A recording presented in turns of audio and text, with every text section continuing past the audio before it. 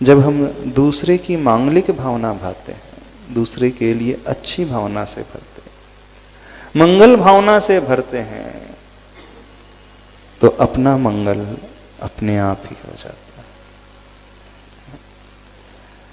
जब हम दूसरे के लिए सुख की कामना से भरते हैं तो हमारा दुख अपने आप दूर हो जाता है। अब आप कहोगे ये कैसे संभव है?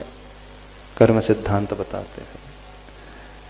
जब जब हम अच्छा सोचते हैं किसी के लिए, अपाय विचय धर्म ध्यान की भावना से भरते हैं। अपाय विचय धर्म ध्यान का अर्थ होता है, हे प्रभु सामने वाले के अपाय दुख, अपाय का अर्थ होता है कष्ट, दुख दूर हो दूर हो। यदि तत्वार सूत्र आप लोगों ने पढ़ा हो, 6वां अध्याय आचार्य भगवान उमा स्वामी महाराज जी का, जब जब हम अनुकंपा की भावना से भरते हैं जीवों के प्रति, जब जब हम दान की भावना से भरते हैं, जब जब हम क्षमा की भावना से भरते हैं, देखना जब जब हम किसी के भले की भावना से भरते हैं, तो कर्म सिद्धांत ये कहता है हमारी आत्मा उसी समय से साता वेदनी कर्म का आश्रय प्रारंभ कर देती है। क्योंकि जीवन में दुख अथवा जीवन में सुख की प्राप्ति हमारे कर्म के उदय से होती है।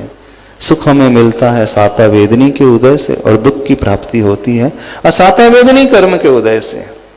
तो जैसे ही हम अच्छा सोचने लगते हैं तो उसी समय से हम पुण्य प्रकृति को अपने भीतर आश्रवित करना शुरू कर देते हैं, बुलाना प्रारंभ कर देते हैं। अच्छे कर्म, शुभ कर्म, साता वेदनी कर्म आत्मा प्रारंभ हो जाते हैं। एक लाभ तात्कालिक होता है।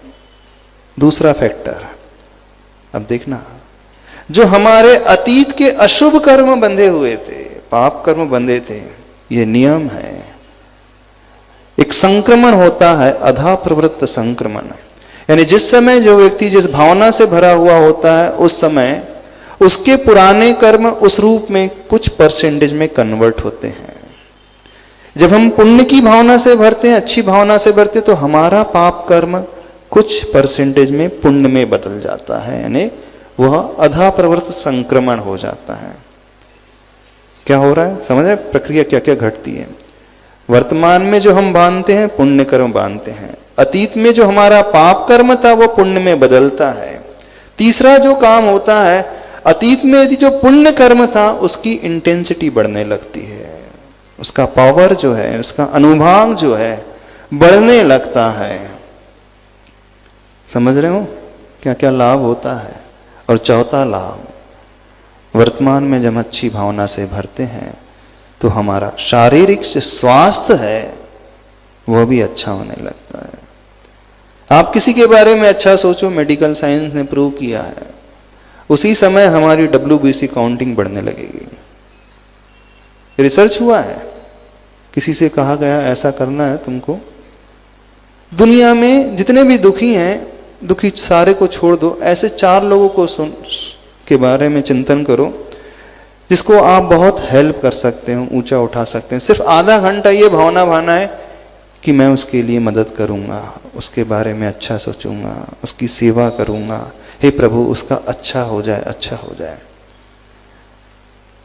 डॉक्टर्स ने पाया कि पहले जो उसकी ब्लड टेस्टिंग की गई थी भावना करने के पहले, और उसने आधा घंटे अपने आप को मांगलिक भावना से भरा, उसके बाद जो ब्लड टेस्ट की गई उसमें WBC काउंटिंग अचानक बढ़ गई।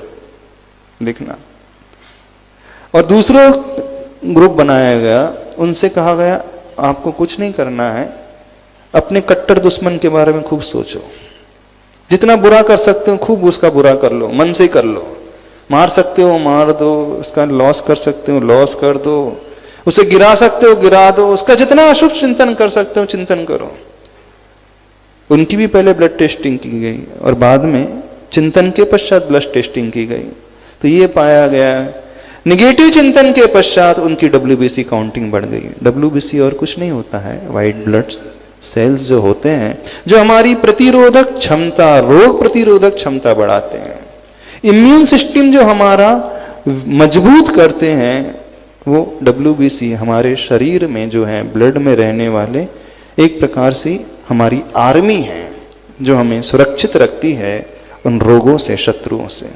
तो जब जब ऐसे रिसर्च किया गया डॉक्टर्स की टीम ने, उन्होंने पाया जब व्यक्ति किसी का अमंगल सोचता है, बुरा सोचता है, तो नियम से उसका जो शरीर है ऐसे चेंजेस कुछ दिखाता है कि उसका इम्यून सिस्टम वीक हो जाता है। तो समझ में आ रहा है? तो कितने सारे बेनिफिट हो गए। हमारा इम्यून सिस्टम बढ़ जाता है, हम पुण्य कर्म का आश्रय करने लगते हैं, पुराना पाप कर्म पुण्य में बदलने लगता है, और जो पुराना पुण्य था वो पावरफुल होने लगता है, यानी उसका अनुभाग जो है, उसकी पोटेंसी जो है, इंटेंसिटी जो है बढ़ने लगती है। यानी 4 तरह से बेनिफिट हो जाता है, इफेक्ट है। अब सामने वाले का भला होना नहीं होना है उसके पुण्य पर आधारित है, लेकिन जब हम अच्छा सोच ले हैं तो हमारा तो भला अपने आप ही हो जाता है। समझ रहे हो कि नहीं? फ्री फोकट में आचार्य भगवान हमें रास्ता बता रहे हैं, लेकिन संसारी व्यक्ति इतना कंजूस है, सोचने में भी उसको जैसे लगता है पैसा देना पड़ता हो, है ना।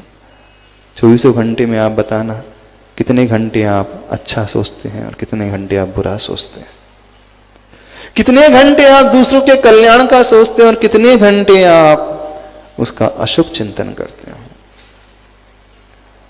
अधिकांश वक्त जो है व्यक्ति अशुभ चिंतन में बिताता है, उस निगेटिविटी के चिंतन में बिताता है, और उसका परिणाम यह है कि भविष्य में तो वो उसको भोगेगा ही, वर्तमान में भी उसके दुष्फल को भोगता है, कर्म के अनुसार भी भोगता है।